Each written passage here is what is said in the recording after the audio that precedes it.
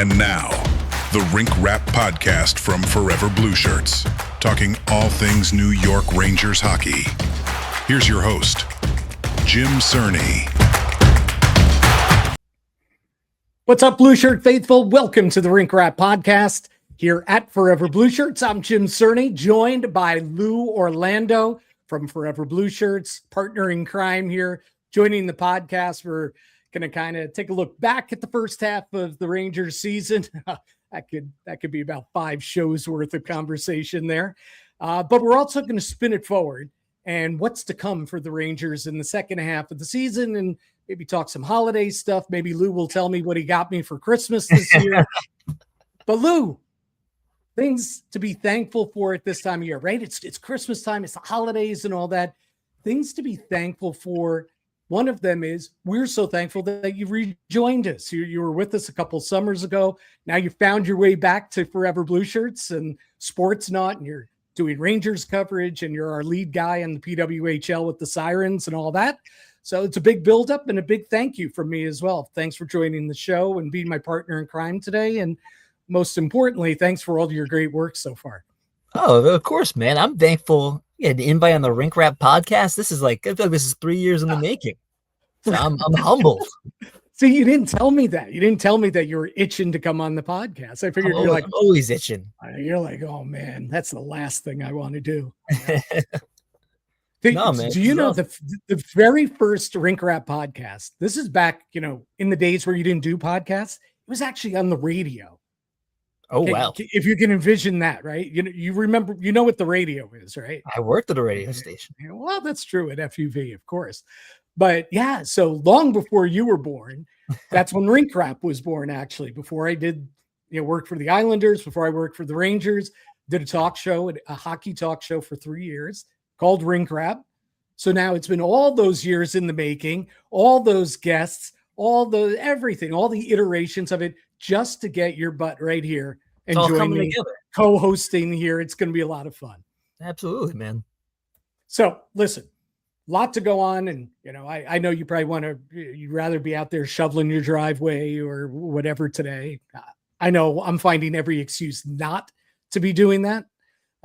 But so there's a lot of things going on there. And, with the Rangers, the first half of the season is basically after Tuesday night's game against Capitals, pretty much is you come to the holiday break, and that's pretty much the first half of the season. That's 41 games is actually the midway point of the season. And it's insane. Like, nobody could have predicted the home struggles. Nobody could have predicted right now, they're the lowest scoring team in the NHL, them in the St. Louis Blues. So what stands out to you?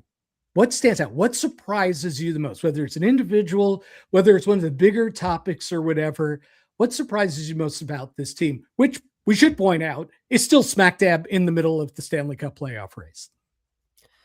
I mean, I think it's one of the biggest surprises is that they've played, I would say, this poorly, especially at home, and they're still in the playoff race. I don't think a lot of that's their doing. I think that's a bad Eastern Conference, or at least a middling Eastern Conference.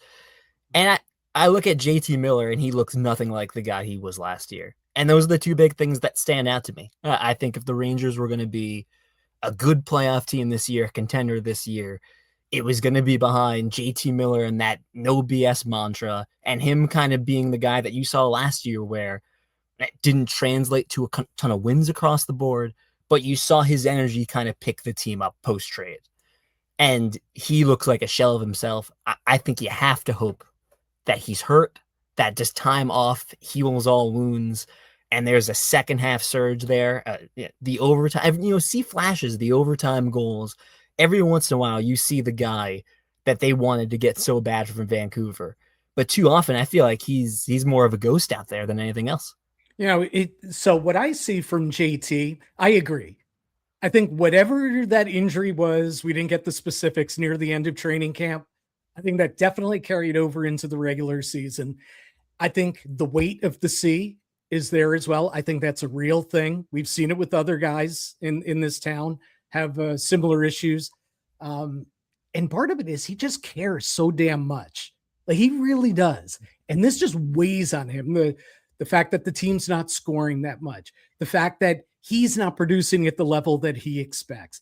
The wins at home have been few and far between.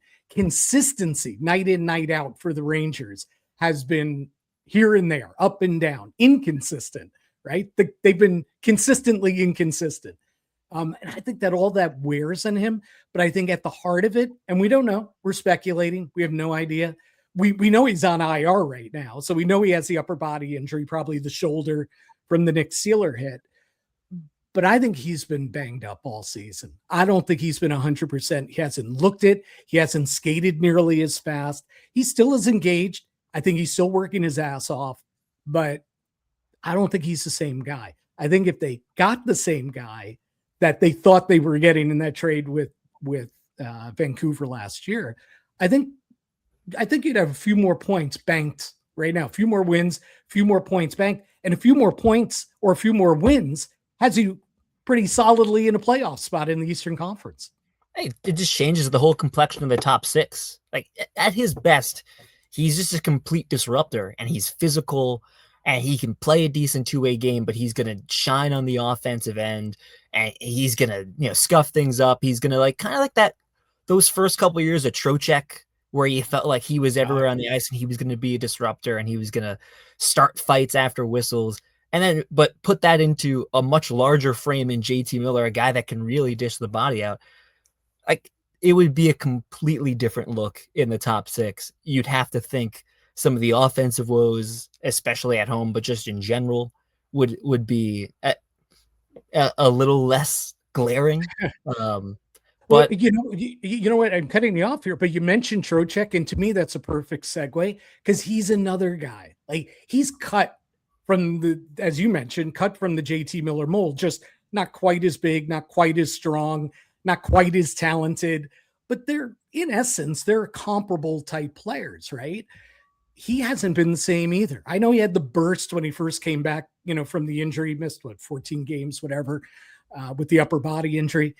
And we thought, oh, all's well. Troch is Troch. Troch hasn't been Troch. He's lost a hell of a lot more faceoffs than he ever did in the past. Now, we're talking about a guy that's been elite in that area of his game over the past several years at the faceoff dot. But he's lost a lot more than you'd expect him to lose this season. And he just doesn't look the same. He's not producing at the same level. Again, same thing like JT. I feel it. I know they're out there working. I know they're trying. I know they're giving you everything they've got, right? Which is all you can ask. But then you ask for more because you expect more, because you always got more from Vinny Trocheck or JT Miller. So in a story I just wrote yesterday at Forever Blueshirts, I pinpoint Trocheck as the key guy right now. Really needs to step up with JT out of the lineup. Partially it's a positional thing, but because he's JT light anyway, I think he's the key guy. I don't know if you agree, but I think I see him as the key guy with JT out. I don't think that it's any coincidence that and it's tough because the President's Trophy season, everyone kind of had their best. Panarin had 120 points, but I think Trocheck was a huge part of that line's success and that team's success. That was clearly his best season in New York. I think it's fair to say this is now a year and a half of him underperforming your expectations of what you think you're getting in him. And it's not to say that he's been bad. I still think he's a very solid top six player, even when he's not at his best. But he's not the Vincent Trocheck that you expected to have coming off of that President's Trophy season. I think what you've kind of tapped in on with the Miller Trocheck conversation is it feels like there's more buy-in in the locker room this year. It feels like this isn't like a lack of trying or a lack of effort. I think a lot of people have noticed, like, everyone's saying all the right things. Miller has had awesome quotes post-game. Same with Trocheck. Accountable. That's what JT's been. Very accountable. But it's just been a problem of then translating that onto the ice. It's a lot easier to say all the right things. But it's, you can say all the right things, and if you still have trouble translating that onto the ice, it's hard to speak some of that stuff into existence. Yeah. And here's another guy. We'll talk about another center in the top six, right? Mika Zibanejad. You talk about, the buy-in. and the effort level, everybody knows. All last year I referred to him as Mopey Mika, and I thought just his whole, kind of Eeyore effect on the Rangers last season really was a thing because he was so unhappy, displeased, whatever phrase you want to use, with upper management, with how his buddy Kreider was being treated, how they treated all the players. Many of the players were upset with how Jacob Trouba was treated, for example. But Mika carried it with him out onto the ice last year. The flip side's been, and some Mika lovers will hammer me left and right saying I'm too hard on the guy. Well, I've been the exact opposite this year. He won me over from training camp on. I think he's playing hard. I think he's committed to playing that 200-foot game as best as he can. But he needs to produce more too. Right? They need more consistent production out of him too, but it's not for lack of effort. And last year, especially that November, December stretch, it was terrible. It was unwatchable. And I hear some Ranger fans now saying, Rangers are unwatchable. They can't score. It's frustrating. See, I see this season more as frustrating, not, boy, am I pissed at that team. Man, the effort sucks. Look at them hang their heads. Woe is me. Here we go again. I don't sense that at all this year from this group. Frustration, yes, from them, from fans, from us reporters. Yeah, frustration because, the way they've played. They should score more. They need to score more. That's frustrated. Oh, you wasted another Jonathan Quick gem the other night, in Nashville. That's a thing. That's frustrating. But it's not lack of effort. Like, I know a fan gets angry. You just want your team to win or whatever. Last year, you could be angry. There was a lot to be angry about from the GM all the way down through the lineup. This year, I don't think so. That's the big difference. But then it raises a bigger question. I know we're going to talk a lot about what's next for the Rangers. Is this just what JT, Mika, Trocheck, as they're 32, going to turn 33? Is this what we're facing? We're going to face more of this and more of this decline. This is just who they are. This is what they can do or what they can't do at this stage. Are we seeing that's where they are? Boy, the effort's good, but the results, it's never going to go back to what it was. It's only not going to get better. I don't know. Maybe that's the case. I mean, right, because we can go back and forth about what's worse. Are they not trying and that's why they're bad? Or, hey, they're trying and the scoring's not there and that's somehow more frustrating. Like, we can go back and forth on what's worse. To me, like, this year's a little scarier if they are trying and it feels like the results are still the same, inconsistent plateau. It's why I think, again, like, fingers crossed, like, there's more in the tank for JT. And, hopefully he's, still working off a lower body injury. And when he does get back to full strength, the team gets a boost, because I think there's very valid concerns about the direction this team is heading. Does this team have enough scoring talent beyond Panarin and Mika and hopefully Miller? Because you look at some of the top six lines that we've seen this season and how often Connor Sheary's name is in there. Oh, yeah. And the fact that, as much as I know he draws the ire of fans, but the fact that there really hasn't been anyone from within the ranks that's forced their way into the top six, you hope that this latest trial run with Perreault, when he scores the goal in his first game back up, you hope, and obviously now he's getting the warm-up lines for Washington, he's going to be in the top six again. You hope this is kind of where he takes it and runs with it and shows that he can be a top six or a middle six player in the NHL as a 20-year-old. But the fact that, no one from within, whether it's Othman or Perreault or Berard, has really forced himself into that role and say, hey, I can do everything Connor Sheary's doing. I'm better than him. Like, that's really scary too. I think there's some, the contracts that are on the books till 2029, 2030, there are some really valid concerns about the future of this franchise long-term. And when you see this season, and again, you get the sense that, hey, they're trying and that's still just not good enough. I don't blame Rangers fans for being all doom and gloom. Like, I was thinking about this today. Like, I don't know if today's game against Washington, like obviously we'll post this episode later. I don't know if it changes the conversation that we're having all that much, whether they win or they lose. If they lose, people will be a little more upset. If they win, maybe it takes a little bit of the edge off. But I think the takeaways from this first half of the season have already been cemented. It's a lot more of the same. It's a lot of that same inconsistency. And you just kind of get the sense that this team doesn't have an exciting direction. And that's depressing. I understand why fans are doom and gloom. Yeah. So after the loss in Nashville, and again, I'm not an excuse maker, but the excuses were there. Like, that was a depleted lineup. First you took the 1-2 punch. You already knew JT was going to be out of the lineup and he was hurt. You're already missing, Adam Fox, though that was his 11th, 12th game that he had missed. But still, you're without him. You're without JT. And then Perreault, who had points in back-to-back games, you're starting to get excited about him. He and Rempe are out, with the flu or illness, whatever it was. And it just was one of those nights. And it happens over the course of a long NHL season. Every team goes through a night like that.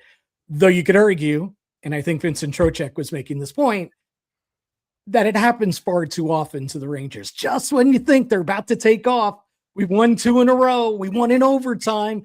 Man, the momentum. And then, you just have a stinker. And that was a stinker Sunday night in Nashville. Stinker in Nashville. If I didn't know better, I would have said, Nashville, the Strip.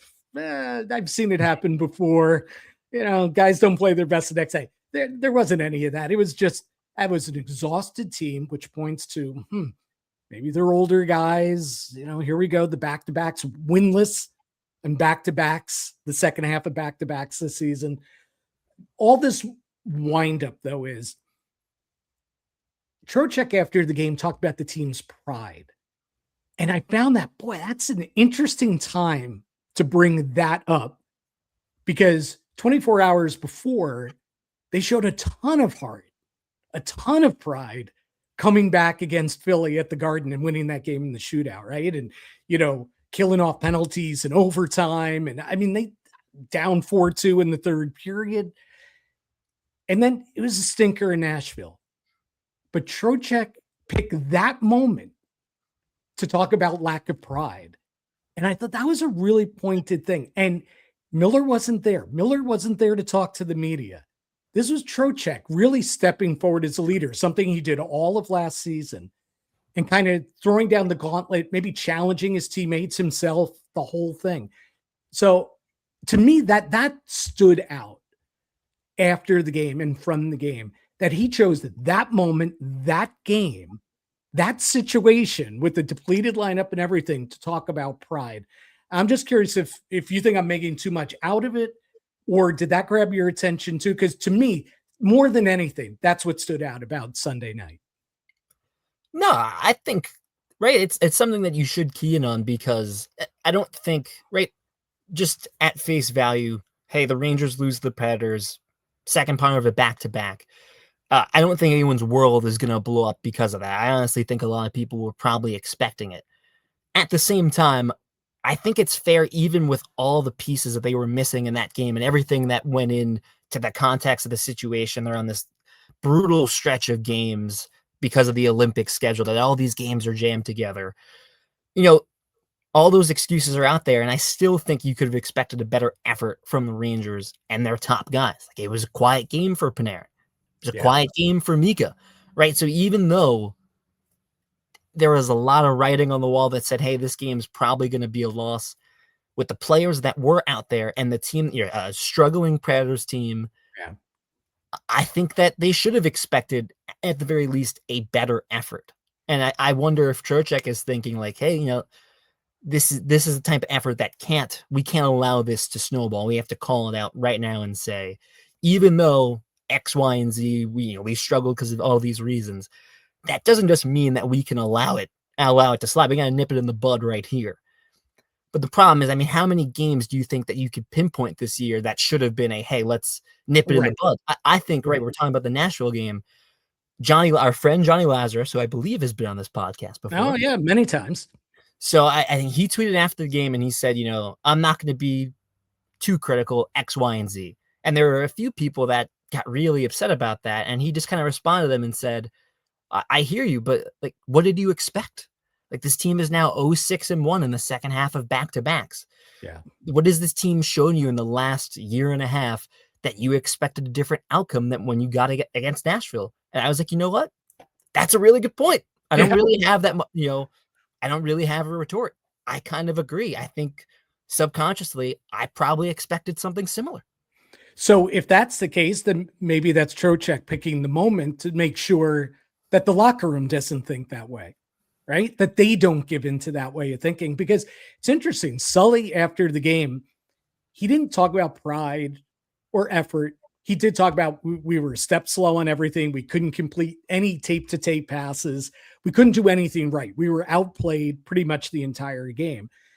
But his take and where he put his focus, and Mika said the same thing afterwards as well, is that you've got to learn how to win when you don't have your A game. When you have your B game, how do you win? You still have to win those games when you don't have your A game. That's what he focused on. So it wasn't maybe the undertone, maybe the undercurrent message is about pride or effort or, whatever, but he didn't use those words. His focus was a little bit more, maybe it was a little bit more micro than macro. And maybe Trocheck's message was more macro, and maybe they're in lockstep. Maybe they're saying the same thing. It stood out to me because here's Trocheck, who I think easily could have been Rangers captain as well. I get why JT's captain, no issues with it. But Trocheck could have been captain of this team too. And he's certainly taken a lesser role. He didn't talk to the media as much now. There's not this, walk in the locker room. You walk in the locker room. All right. Where are the leadership guys? Where are the veterans? Okay. Let's go to Trocheck. He'll size things up because everybody's going to JT now. And to JT's credit, he's there pre-game, post-game, practice days. And I know JT well enough to know that he's not thrilled about doing that, but he's doing it. But that takes the pressure off other people. Trocheck not around as much. We don't hear from him as much. But now with JT not in that locker room, here's Trocheck's kind of opportunity, if you will, to kind of reclaim that position that he had last year. When Trouba got traded, Trocheck was the voice of that team. He really was. And if you wanted an honest assessment, he's the guy that you went to, So in any case, the timing of it, maybe even more so than the message, is kind of what jumps out at me. I'm just wondering, JT not there, Trocheck stepping up, maybe trying to make a point here. Maybe it's something that he's been thinking about for a while, but he's like, well, JT's handling it. Sully's got it. Nope. Now I'm a little bit more front and center. I'm going to tell you what I'm thinking. We don't know. Can't jump inside his head, but I just found that aspect really, kind of interesting. And not your typical, just everyday, not that JT necessarily does that, but other guys can kind of give you, like Fox, Mika, they kind of give you those humdrum answers a lot of the time, non-answer answers, right? I mean, it's certainly not, you don't hear hockey players on a regular basis, even after losses, say our pride was an issue. Like when you talk about it, sometimes the Rangers do, I think, talk about we didn't play hard enough. Yeah, that's probably the closest thing you'll get in the NHL world is post game. We got outplayed. But when you start talking about pride, and a lot of the guys in the locker room, that's they take a lot of pride in their game and what they do. To challenge that or to question that, I think you're right to pinpoint it, because that's not just a throwaway quote. It has the potential to be a rallying cry. I'm a little skeptical because how many times this season have we seen they go out west and they string together a couple good games and they come back on a 2-game winning streak and you feel okay, or Trocheck comes back in the lineup and they win 3 games in a row. Ultimately, none of those have really gone anywhere. Right. And it kind of feels like that's been the story for now a year and a half, is we're waiting for this team to finally string something together and really rally together and say, yeah, okay, we are going to we got to be hard on ourselves. We got to take more pride, and we're a good enough team, especially in this conference, to make the playoffs. And that's the thing, is they are, even with the flaws on this roster. And I think this roster is flawed. It doesn't have as much offensive talent as I think other teams in the NHL. But with Sullivan and that defensive system, like, man, they are good enough to be a playoff team. But I've yet to be confident in that. I see that they're 2 points out of the wild card, and they've been in that range almost the entire season. But I've yet to really believe that they're going to put a run together. And like right now, it feels like if they get into the playoffs, it's just going to be win some, lose some, and they sneak in. I've yet to see anything that would change my mind on that.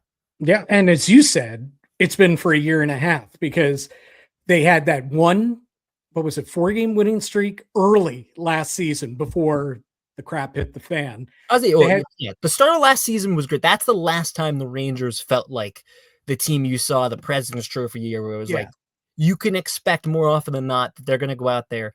What you said, whether they have their A game or their B game, think about how many games they used to win getting wildly outshot, but they'd get 2 power play goals and win the game. And that doesn't feel like that's part of their game anymore. They had that one sliver of a run last January, and you thought, oh, maybe the bad times are over, maybe they're back in, and then it evened out again. And it feels like that's been the status quo ever since. They're right in the middle. Right. That's exactly, as I call it, the murky middle of the NHL. But what keeps them afloat, and I've talked a lot about this the last couple shows, is the murky middle is murkier than ever, because you could throw a dozen teams into that mix, that where you say, if not more, they could make the playoffs. Wouldn't be surprised if they didn't make the playoffs, but they could make the playoffs. They're not great. They're flawed. They could win a few in a row, and maybe get on a little bit of a run here. They'll finish above NHL 500, and they'll be in the mix. Like, the Rangers are part of that. And the thing that I think drives me craziest is you see them against Colorado, the 2 games against Colorado this year, or even Vegas, some of the upper echelon teams, Dallas, like they rose to the occasion in those games. They didn't win them all.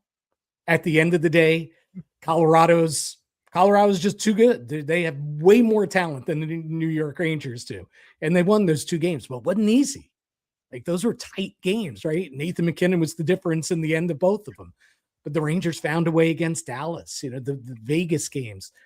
But yet, they play these murky middle teams where you got to beat those teams, right? That's what the really good teams do. And that's what the Rangers did 23-24.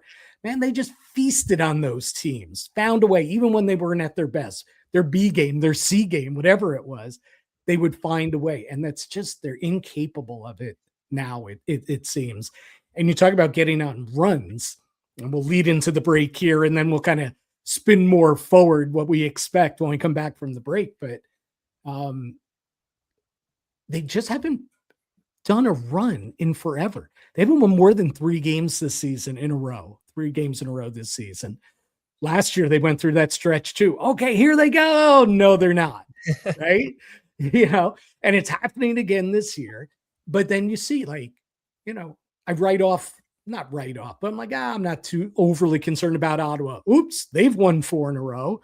Oh, the Washington Capitals not too long ago, they won 6 in a row. Detroit, they had a nice winning streak. Islanders had a winning streak. Everybody has at least one run in them. Do the Rangers have that run in them? We'll get into that when we come back from the break, and a bunch of other things, and management, the coach, and the future of Artemi Panarin. That's the one we really need to dig into. And when we come back from Rink Rap here at Forever Blueshirts, Jim Cerny and Lou Orlando with you. Thanks for tuning in. Make sure to like and subscribe to the Rink Rap podcast. Welcome back to Rink Rap at Forever Blueshirts. I'm Jim Cerny. He's Lou Orlando. And if you follow him on social, which I know millions do, it's Sweet Lou. That's what you're known by, right? Sweet Lou. That's nickname for a while. How'd you drop that one? How'd that one get dropped on you? Or did you drop it on yourself? It's all people from your generation that love Lou. Oh, here we go. Boy, listen to him dropping your You heard the generation. snark behind that one, huh? Your generation, huh? Yeah. Every Please continue. Every single coach I had, regardless of the sport I play, immediately connected the dots and was like, Lou Piniella, sweet Lou. And it stuck with me. I like it, man. It's a good, there are worse people to be tied to than Lou Piniella. So I always dig it. Yeah. I think it's good. My generation, huh? Let me talk about your generation. Let's do it. You forget, I have a son that is your generation. So got to be careful here. But as we spin forward, like we kind of look back, well, I guess we really tackled current issues and how that affects the Rangers moving forward as well. Let's try and spin forward a little bit. I'm curious. Everybody loves grades. I'm going to be doing some report cards for the Rangers here coming up as we hit the midway point of the season. We'll do defensemen, we'll do goalies, do the forwards. I'm curious where you think the GM and the coach sit. Like if you had to grade them right now, you're my generation. So you're Professor Sweet Lou now, and you got to hand out some grades, right? What do you hand the GM? What do you hand the coach? I'll start with Drury. I want to try. I don't want to kill him. I think I'm going to talk this one through. Right now, I'm in a C to a C- range. I think it's really easy to kill him because, as we talked about, doesn't feel like this team's direction is the best. I wrote about this a little bit, that you have all these big contracts you've continued to buy and treat yourself like a contender. And if it doesn't work out, you're going to be in no man's land for the better part of 5 years. And just looking at this season, Miller, the Miller trade from last season right now does not look great because Miller's underperformed. He's also been your captain. I think in terms of the captaincy, though, Miller's probably everything you'd want in a captain. I think if you're looking for a guy to be a captain in New York City, he's got the attitude, and you just need the on-ice play to be there too. Bringing back Vakanainen, I haven't been super impressed with Vakanainen. Sheary, right? It'd be a lot easier to deal with Sheary if he was a bottom six guy, the way he's probably bottom six all the time. Right. Yeah, exactly. But, on the other side of things, I actually think, Carson Soucy has probably been better than a lot of fans expected. Actually had a little more offensive upside than probably a lot of us realized.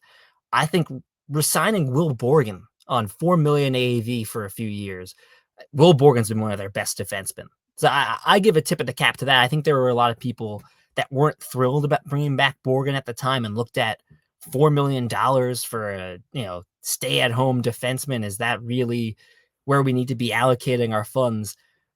I think Will Borgen's played great this season. I think it's a good thing the Rangers have him if they're in a contender window. Now, if they're not contenders, all of a sudden you start to wonder whether or not you need a guy like Will Borgen. And that's why I think my grade ultimately is a C-. Is I don't mind all of the moves, but it doesn't feel like this team is moving in the right direction. And honestly, it feels like they're trapped. And who else to blame but the GM for that, right? Like he's made the moves that kind of have this team in purgatory, where you're almost too invested in these players to rebuild. I mean, we can get into the future of this team, but we'll go through all the big names, all the guys that you would consider to be top-notch players that, with that, as long as they're on the roster, you're not going to bottom out. But you're also right now not good enough to contend with the Avalanche of the world. So, right. So, they did their rebuild, and Chris Drury was part of it because he was in the front office, but he wasn't the GM. He wasn't making those final calls, but whether he was GM or not, who wasn't taking Alexis Lafreniere with the number 1 overall pick that year, right? He was a consensus number 1 pick. Capo Caco, the previous year, is, the consensus one of the top 2 picks, either he or Jack Hughes.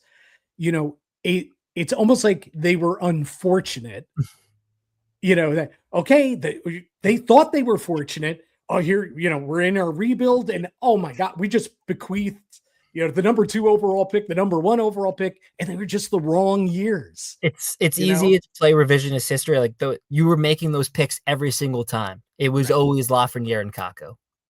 Right. Absolutely. And with Drury, just bringing it to the front or to the forefront here, listen, he botched last season. His heavy-handedness, how he handled the Trouba situation. I've said this a million times, so people are probably going to get bored of this, but not bored, but they're like, oh, here he goes again.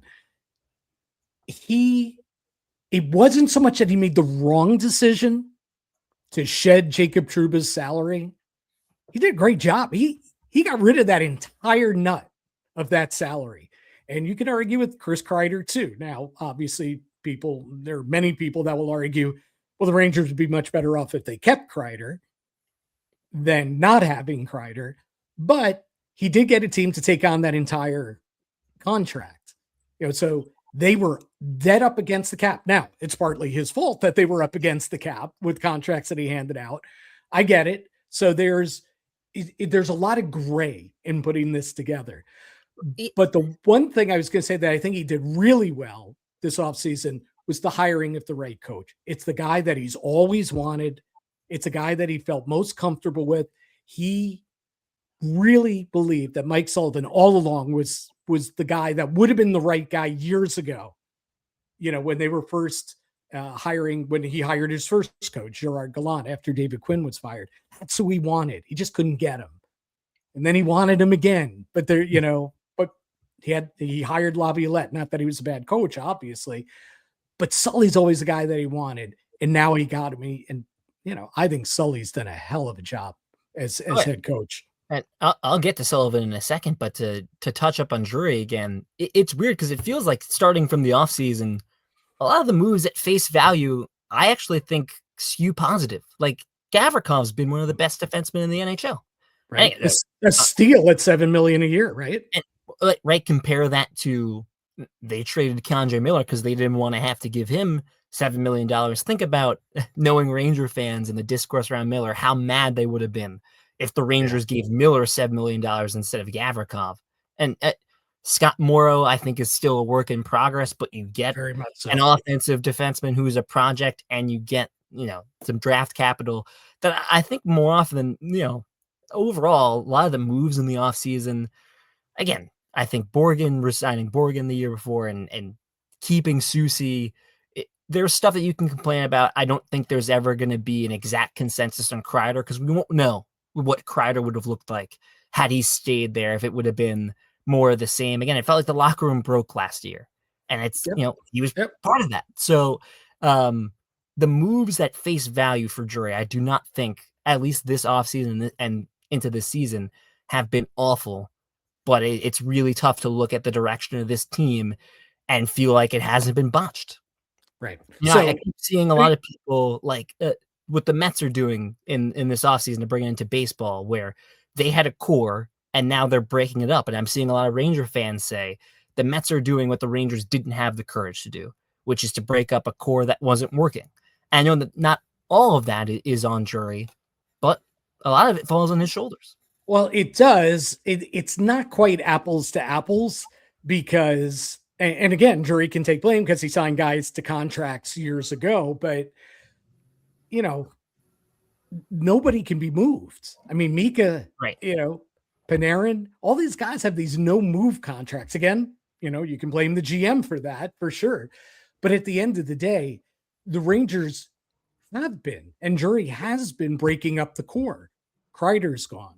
Trouba's gone. Miller's gone. Heedle's gone. Kakko's gone. That's a lot of guys that were part of your core. Now you can say, yeah, but Mika's at the heart of the core. Panarin's at the heart of the core. Trocheck, I get that. But so is Kreider, so is Trouba. Like, those were really core guys. And the other guys, that I mentioned, they were younger players, but absolutely were core level players. So I think the Rangers have been chipping away. Drury has been chipping away at breaking up the core.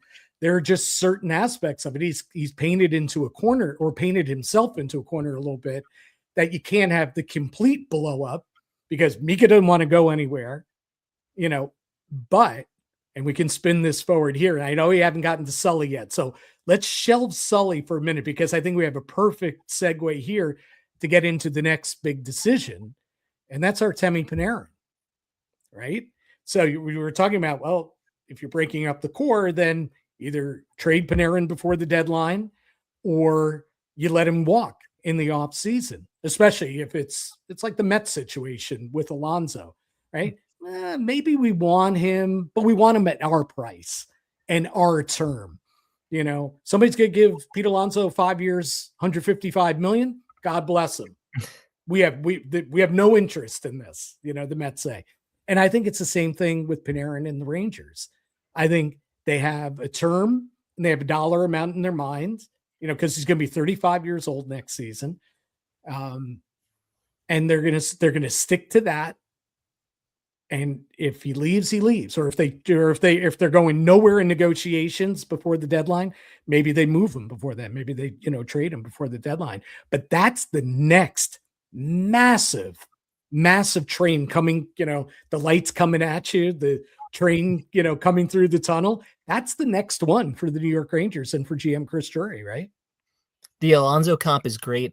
I think the onus is on Drury to by the trade deadline, by March, figure out, okay, what realistically is Panarin going to ask for? What do you think he's going to accept? And what do you think he's going to get on the open market? Because I think the worst thing the Rangers can do is keep him to the end of the season and then he doesn't come back and you didn't get anything out of it. I think it's either bring him back, and at this point, I would even, you know, if it's 2-3 years and at 9-10 million AAV, that's pricey. Honestly, the AAV might even be higher. He's aging gracefully. He continues to be one of the top wingers in the NHL, and it's really scary to imagine this Rangers team without him, the same way it's scary to imagine the Mets lineup without their one true power hitter. That's what it feels like with the Rangers. Like, this is your elite playmaker. Like, obviously Fox is amazing on the back end, but in your forward group, there's really only one transcendent offensive talent, and it's Panarin. And I think the options are, especially in this market where it feels like all the big name guys are gone. Like, I don't think it's crazy that someone is going to be willing to overpay to get Artemi Panarin on a 2-3 year deal. I think the fear of him walking in free agency is enormous. And that's why I do think, even if you're in the playoff picture, if Panarin not coming back is a you know, reality for you, or you don't think there's a high chance that he comes back, see if he's willing to move the no trade clause, and if you can get anything remotely back to help you out the next few years. Because while they can make the playoffs this year, what is the ceiling? I think at the beginning of the year, I said Eastern Conference Final because I thought the East was weak, and I think Sullivan could get them through it. But I don't think this team has a Stanley Cup champion ceiling this year. And if that's not the case, I know it's tough. It's a really tough look for a team that envisions itself a contender to trade their best player. But maybe that helps you find, whether it's draft picks or it's a hockey trade and you get some young talent in return. Like, the team that makes sense to me is Anaheim. They've got the cap space. I think Panarin would probably waive to get reunited with Ryan Strome, and obviously Kreider and Trouba are there, but we know how much he loved playing next to Ryan Strome. As much success as he's had next to Trocheck, I think Strome's probably still the favorite teammate that he's had in his Rangers tenure. And that's a team that, like, I don't think you get anywhere close to a Quinn Hughes return. Like, I don't even think like Bennett Sinecki or, you know, any of those studs that the Ducks have around the table. But if it's like Minchikov, or if it's just draft picks, that's enough maybe to move the needle for me. Again, but that's only if you don't think you can resign him. If you can bring him back, I still think keep him, because there's so many pieces that are already landlocked in place that to lose so much of your offensive picture, but still probably be in that murky middle, as you said, where you're not going to be bad enough to bottom out, it's just going to look even worse. Yeah, it takes two to tango. And the reason why, you know, it's like the old cliche or whatever, but I think it comes into play with a couple of things that you said here, or the scenarios for Panarin. First off, we don't know what Panarin's thinking, except everything that we've been led to believe and reports that he turned down a shorter term, lower AAV deal with the Rangers, team friendly deal, to be honest, the Anze Kopitar deal or similar, mindset that Kopitar agreed to with the Kings to finish out his career in LA. We don't know what his mindset is. It seems like he wants as much money, as much term as possible. Why not try and crush it again? But he doesn't talk about it. And I'm not saying that he should reveal his mindset to us, but we don't know. So 2 to tango. So it's what do the Rangers want? But what does Panarin want too?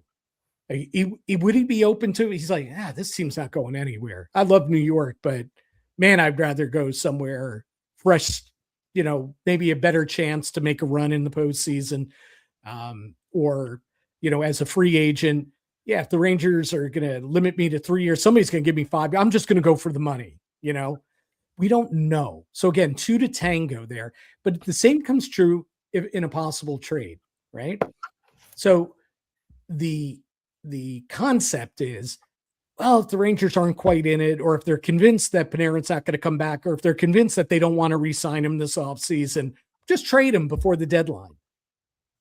You named almost the one team out there that can slip him in under their salary cap, right? That's also a good team that he would probably waive his no trade for because he makes a shitload of money. Like you talk about contenders, right? What contenders? What legitimate Stanley Cup contenders saying, boy, we're right there. This could push us. This is the move to push us over the top. Can afford to include, to acquire him, right? Without gutting their current roster, So it's 2 to tango. If Anaheim doesn't want to make a move like that, you may not have a trade partner. Detroit, I think technically has the projected cap space, but I don't know that I see them pulling the trigger on that. Carolina, if they send in a hockey trade, if they send money back, can probably fit him in, but I don't know that there's a deal there either. It's slim beyond Anaheim. Let's say, and again, I'm taking a lot of things out of the equation here because there's a lot that you and I don't know. You're the GM. You're the Rangers GM right now. You've talked about murky middle. You've talked about where is this team heading? What do you do? Again, we don't know what Panarin wants. We don't know what, Chris and the Rangers want, what ownership wants, Sully wants. We don't know any of that. But this is GM Sweet Lou. All right. What do you do? I'm trying to move him to Anaheim. That's I'm praying that they're willing to take him on. I could see why Anaheim would be willing to take a flyer on them. They've been a really big pleasant surprise this year. They're so much fun to watch. Yeah. Now what's tough is, are they deterred? Like, the West is so good. Like, if Anaheim was in the East, I think they'd be really emboldened to say, like, hey, like, we just got to get to the Stanley Cup final. I think that should be the mindset of anyone in the East, is we're all kind of in the same spot. One of us has to get there. Right. If you're in the West, I mean, Colorado and Vegas, and now Minnesota has used, the West is scary, and that might make me wonder, a team that has so much youth and so much going for them, like Anaheim, are they even going to want to give up the type of, and I don't think that a potential Panarin trade, even, like I said, doesn't even come close to Hughes. No, totally agree. The Rangers are not going to get, maybe they get 75 cents back on the dollar if they're lucky. I don't think you're going to get anything close to the value that Artemi Panarin, the player, probably commands. And that's partially because no move clause, so he can dictate wherever he wants to go. He makes a boatload of money, and he's on an expiring contract. And I don't know how... And he'll be 35 coming up, too. I don't know how much leverage the Rangers have. And then, again, if he gets to the offseason, I mean, Marchand, I know it's not the same offensive player, but he's 37. He just got a 5-year deal. Now, the AAV, much lower than I think what Panarin's going to command. But maybe there is a team out there that says, hey, we're willing to give Artemi 5 years. I can't imagine the Rangers want to do that with the forwards they already have on the books when you've already got Trocheck and Mika and Miller locked up long term, and then Fox and Gavrikov locked up and Shesterkin locked up. Like, do you want another aging player that's going to be here for the next 5 years? And again, like, it's Ovechkin's technically a free agent, but he's either going to stay with the Capitals or retire, you would think. And then it's Alex Tuch. And those are really the only two forwards at this stage beyond Panarin that would be needle movers. And again, take out Ovechkin because there's no way he's not retiring as a Capital. So it's Panarin and Alex Tuch, and no disrespect to Alex Tuch, but Panarin's going to be the frontliner. Yeah, and so anyone that needs an impact forward, they're going to be in that conversation if they've got the cap space. The crusher for the Rangers is that there isn't that next guy in the system, or even multiple players where you could say, well, we'll fill multiple holes. And I'm all for, play the kids. I'm all for Gabe Perreault being in the top 6 and warts and all. I know he's not into his, the body that he will be in a few years when he's more of a man's body. I get it. He needs to fill out, get stronger and all that. But, he's a great young talent, I think. He's not Artemi Panarin. They're different players. But I'm all for that. Let's see if Brendan Othman's an NHL player. All right, Brett Berard, bottom 6 guy, whatever. But we're not talking about filling Panarin skates, because they just don't. It's not in the system. It's not in college. It's not in junior for the Rangers. It's certainly not in Hartford. They're so thin. Their prospect pool is so thin. And that's what makes this such a bad situation for them moving forward. Whether Panarin comes back, whether he goes, it's not a good situation. And with all the aging forwards that you mentioned already.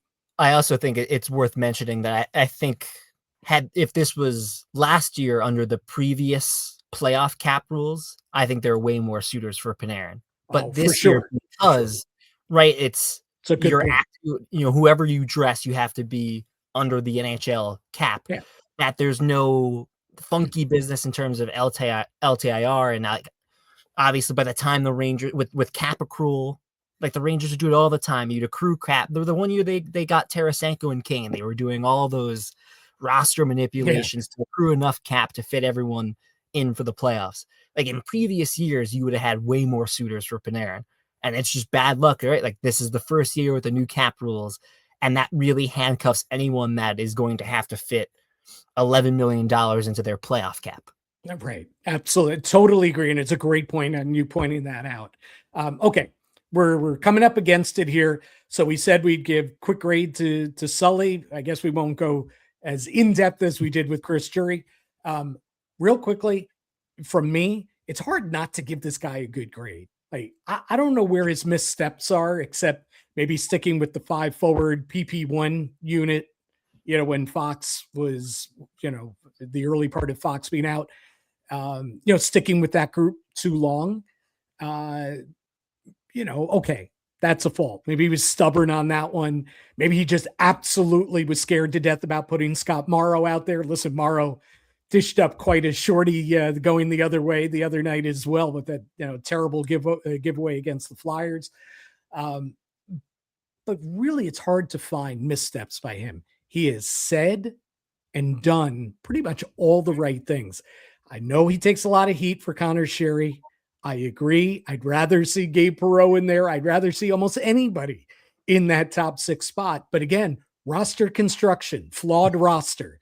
Like Sully and I have a ton of choices here, but I'm of that thinking too. I know Sherry's a hardworking player and all that. He's played way too often in the top 6 for my liking.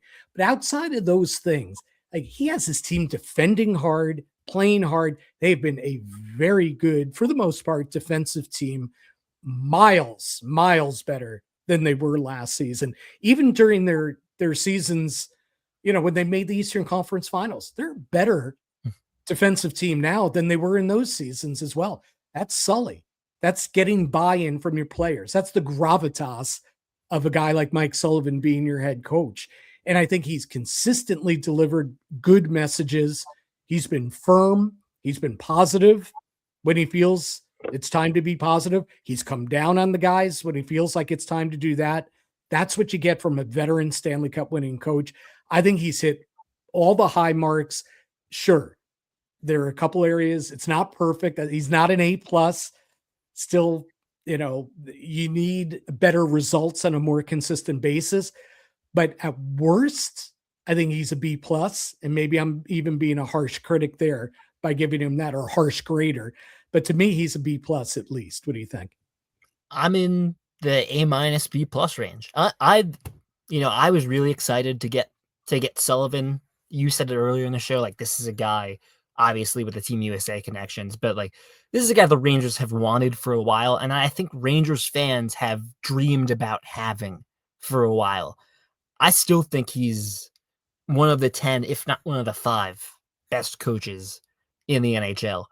You can probably speak to this a little bit better, because we're getting to like 10 plus years ago. I was much younger. Is this a generational thing again? But this is the best defense they've played since Tortorella. And I think you can speak to that maybe more than I can, but that's certainly how I feel. Yep. Yeah. I mean, I agree too. I mean, listen, they still play pretty well defensively under Vigneault, but he opened things up more for sure. Listen, the other thing we haven't even touched on, then it was Lundqvist, now it's Shesterkin and / Quick. That helps. You get goalies like that, right? You talk about chance in the Eastern Conference. That's probably at the heart of your thinking. Like, if you're Chris Drury, let's just sneak in. Let's try and get one last run with Panarin in this group. We'll add another forward to the top 6. We'll keep Panarin, add another forward to the top 6. And we're playing better defensively. We have a great coach. Boy, and we've got Igor. They don't have Igor. We've got Igor. Now listen, that could end up biting you in the end. If you give away assets and try and make it one last run or whatever, because as I said, and you've said, this is a flawed team, but that's got to factor into the equation pretty heavily as well, right? I think so. Like, it's tough because you don't want to. The one flaw you'd say of the Lundqvist era is, did they ever put a good enough team in front of him? Correct. And we can do all the what ifs in 2015 of, if Zook doesn't get hurt and if McDonough's not playing through a broken foot, does it go differently? I mean, we don't know. But like, a lot of those teams in the 2000s, 2010s era, Lundqvist did a lot of carrying for them and saved their behind a lot. And, the 2024 team, probably the closest I got to really believing like this team could be a Stanley Cup contender, but they couldn't get past Florida. They weren't better than Florida. And it does feel like they've gone down this route before of, in almost every single playoff appearance that they've had, Igor Shesterkin has been the best or the second best goalie in the entire playoffs. Like, if you go by the goals saved above expected metrics, he is perennially top 2 in every playoff that he plays in. And that includes when the one round series against the Devils that went 7 games. Like, he stood on his head in that series. So that's, I don't worry ever about Igor Shesterkin. I know he goes through some of his regular season lulls. To me, I have the utmost confidence if they get to the playoffs that he's going to be one of the best playoff goalies in history, because that's what he's done in his career. I have less faith in the team in front of him. And again, like, where we talk about the Sullivan stuff, you can complain. I think it's valid to complain about the way he's handled some of the youth. This was the book on Sullivan, even in Pittsburgh, is that he trusts his veterans maybe to a fault. But I would raise you, like, you watch the game against Philadelphia. Was it maybe right to have some concerns about Scott Morrow and giving him full-time run on the power play? He looks like a flaw. He looks like a developing young player. Not that he should be scratched every single game, but I don't think he needs the keys to power play 1 handed to him full time, because I still think he's learning how to grow and how to play in the NHL. I've yet to see anything from Ben Othman that shows me that he's a legit NHL player. Perreault, I definitely have more hope in Gabe Perreault, but I don't think, and I like that he's getting top 6 play now, but I didn't think it was the worst thing in the world when he was on the 3rd line and Sullivan was trying to get him away from the top defensive matchup on every team. Like, to me, I look at Noah Laba, who I think has done a fantastic job this year. Yeah. And when he's been paired with Will Cooley, how they've taken advantage of favorable matchups on the third line. Like, that's something that I don't mind if Gabe Perreault gets the advantage of those matchups. When there's a lane in the top 6, I think Gabe Perreault should be in the top 6 over Connor Sheard. At that point, when you need the help, you take a young, talented player, you live with the warts, you live with some of the defensive issues, and you say, this is a guy we need to be good. And you let him develop. So my one critique on Sullivan is I'd like to see the kids get a little bit more runtime, but I'm not going to slam him for, again, how he's treated or how he's handled like Morrow or Othman. I think the biggest, you could have some irks with how he's dealt with Perreault, but I think that's subjective at the end of the day.